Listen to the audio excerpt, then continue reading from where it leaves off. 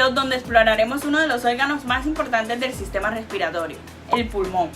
Hoy vamos a realizar la disección de un pulmón de cerdo, un órgano que guarda gran similitud con el pulmón humano, tanto en estructura como en función, lo que nos permite comprender mejor su anatomía y el proceso vital de intercambio de gases. Durante la práctica, identificaremos sus partes externas e internas, incluyendo la tráquea con sus anillos cartilaginosos en forma de C, los bronquios ramificados y la pleura que recubre los lóbulos. También analizaremos su textura, elasticidad al ser inflado con aire y flotabilidad al sumergirlo en agua. Observaciones que nos ayudarán a entender la estructura funcional del tejido pulmonar. Bueno, a continuación vamos a analizar esta estructura del sistema respiratorio de un porcino. Estaremos analizando cuáles son las partes externas de este sistema y también estaremos realizando una disección para conocer un poco más a fondo sobre él. Bueno, empezamos con la laringe, que es esta estructura tubular que tenemos acá situada en la parte superior, que está ubicada en la parte anterior del cuello. En esta laringe encontramos dos partes importantes, entre ellas se encuentra esta que tenemos aquí, que es la membrana tiroidea, y este que tenemos en la parte de acá, que es el cartílago tiroides. Estos forman un armazón protector de la laringe y mantienen la vía aérea abierta. Pero hay un cartílago del que no podemos olvidarnos, y es el cartílago que se llama epiglotis, que es aquel que tiene forma de hoja, flexible y móvil, que está situado por encima de la glotis. El epiglotis actúa como una compuerta que se cierra durante la deglución, impidiendo que los alimentos o líquidos entren en la tráquea o se desvíen hacia los pulmones. Esta pieza es fundamental para evitar obviamente los atragantamientos y separar correctamente las vías respiratorias y la vía digestiva.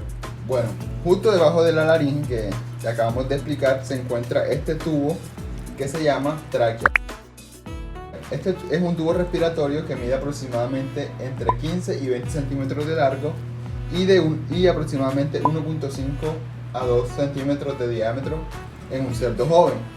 Su pared está formada por unos anillos cartilaginosos, que aquí se logran observar un poco los anillos, que están incompletos en forma de C y están abiertos hacia la parte posterior donde se encuentra el esófago, que el esófago es esta estructura que podemos observar en esta parte de aquí.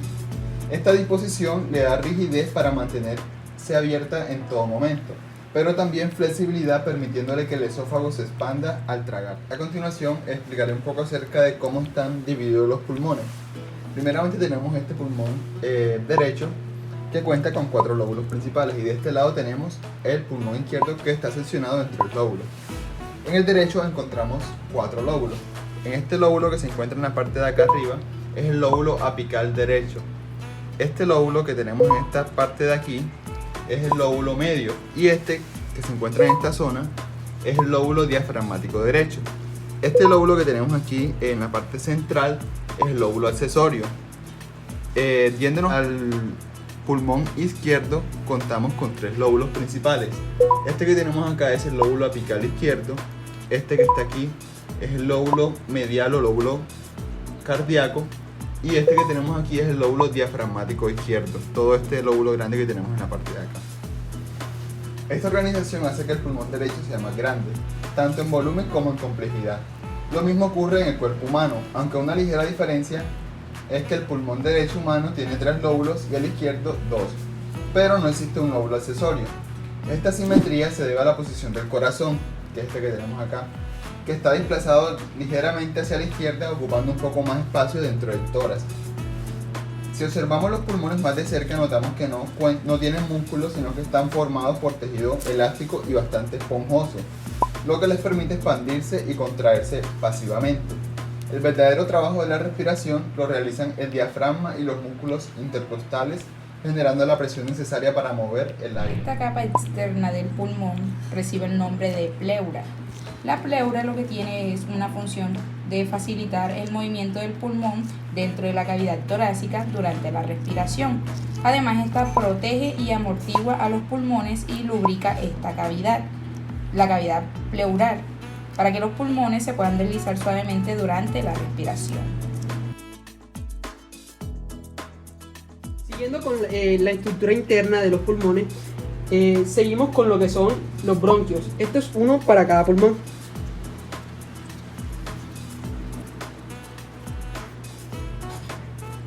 Aquí podemos observar que sigue la misma disposición del fibrocartílago que viene desde la tráquea,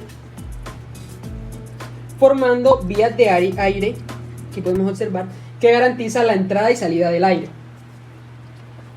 Este bronquio que encontramos aquí, vamos a hacer una pequeña incisión de forma longitudinal en el pulmón y podemos seguir abriendo y va a empezar a ramificarse.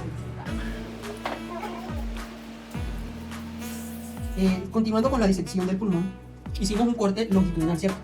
Si ustedes escuchan a la hora de cortar el pulmón, se escucha cómo este está compuesto de una estructura aireada. Obviamente, aquí estoy cortando el bronquio. El bronquio, que luego se van a ver unos agujeritos en esta parte, que es lo que forma el árbol bronquial. Este se va a ramificar y de allí estas ramas finas llegan a todas las partes del pulmón. Hablemos sobre los bronquios. Los bronquios tienen unas paredes cartilaginosas, que es esta que se pueden apreciar aquí.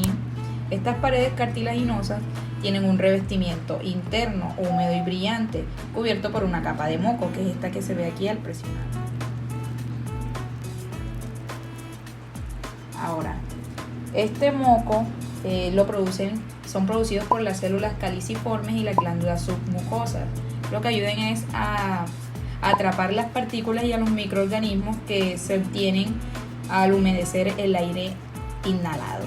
En esta superficie podemos observar los bronquiolos, que son estos orificios pequeños o medianos que se ven alrededor del pulmón. Lo que hacen es encargarse de suministrar todo el oxígeno hacia todos los pulmones.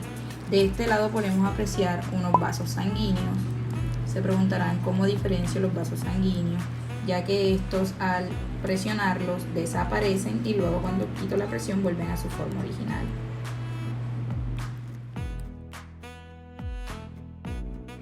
Al soplar un pulmón con un pitillo podemos ver que el aire entra por la tráquea, luego pasando por los bronquios y este se distribuye hacia los alvéolos, causando que el pulmón se infle y simulando el proceso de inspiración. Esto permite observar cómo se expande el tejido pulmonar, evidenciando su elasticidad y estructura interna. Al dejar de soplar, el pulmón se desinfla debido a su capacidad elástica, imitando la expiración y demostrando cómo funciona la respiración mediante diferencias de presión. Bueno, notaremos que este pequeño fragmento de pulmón flotará en el agua en lugar de hundirse. Esto ocurre porque los pulmones tienen una estructura esponjosa llena de alvéolos. Estos alvéolos son pequeñas bolsas de aire que facilitan la oxigenación de la sangre.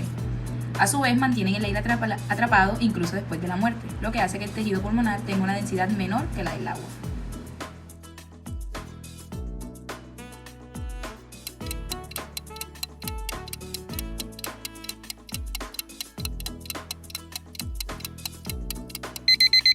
El pulmón derecho del cerdo tiene 4 lóbulos y el izquierdo tiene 3.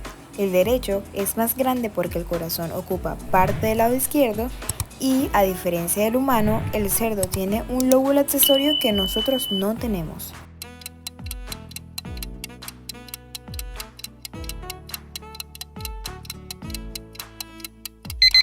Esta tiene una longitud aproximada de 15 a 20 centímetros y un diámetro de entre 1.5 y 2 centímetros. Ahora bien, la tráquea es cartilaginosa porque necesita mantenerse abierta durante la respiración. Y es este cartílago el que le da firmeza y evita que el conducto se colapse con la presión del aire que circula a través de ella. En cuanto a la forma de sus anillos, estos no son completamente cerrados, sino que tienen forma de C. Una C con la abertura orientada hacia atrás y en dirección al esófago. Por lo tanto, sí existe una relación clara entre la función y la morfología de la tráquea.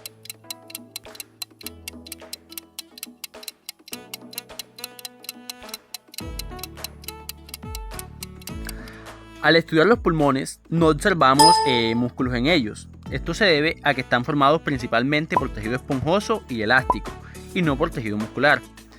Cabe resaltar que el movimiento respiratorio no lo hacen los pulmones directamente, sino que este movimiento está a cargo del diafragma y de los músculos intercostales. Son estos músculos los que generan los cambios de presión necesarios para que los pulmones se expandan y se contraigan de forma pasiva durante la respiración.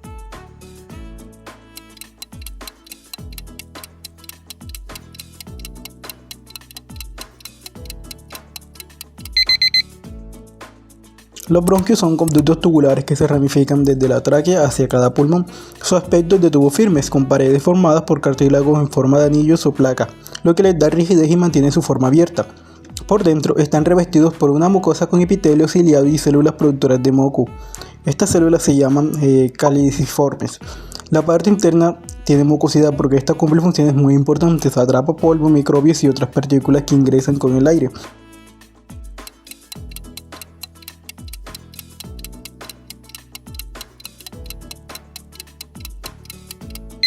Entonces, una molécula de oxígeno entra por la nariz o boca, pasa por la faringe, la laringe, la tráquea, bronquios y bronquiolos hasta llegar a los alveolos.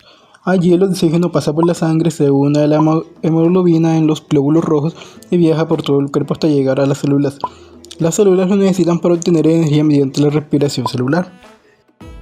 Logramos concluir de esta práctica, que fue una experiencia valiosa y nos permitió entender de forma directa la anatomía y la fisiología del sistema respiratorio. Al trabajar con un pulmón real, pudimos identificar estructuras claves como la tráquea, cuyos anillos cartilaginosos mantienen abiertas las vías aéreas, los bronquios y bronquiolos que distribuyen el aire dentro del pulmón y los alveolos, donde se realiza el intercambio de gases entre el oxígeno y la sangre. También logramos reconocer la pleura, que es la membrana que protege el pulmón y permite su movimiento suave dentro del tórax. Esta observación práctica nos permitió confirmar cómo cada una de estas estructuras está perfectamente diseñada para cumplir su función, que es llevar el oxígeno a las células del cuerpo y eliminar el dióxido de carbono.